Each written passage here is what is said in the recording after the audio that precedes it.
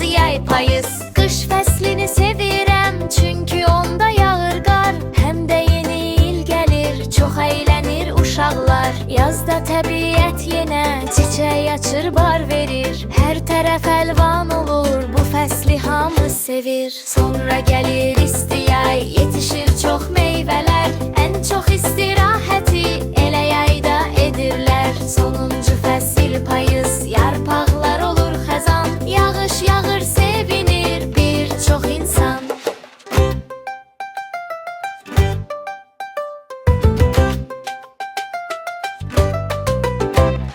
Bir ildə 4 fəsil var, gəlin sayağa dostlar. Tanıyırıq hamımız qış, yaz, yay, payız. Qış fəslini sevirəm, çünki onda yağır qar. Həm də yeni il gəlir, çox əylənir uşaqlar. Yazda təbiət yenə çiçək açır, bar verir. Hər tərəf əlvan olur, bu fəsli hamı sevir. Sonra gəlir isti yay, yetişir çox meyvələr. Ən çox istirahəti elə yayda edirlər. Sonuncu fəsil payız,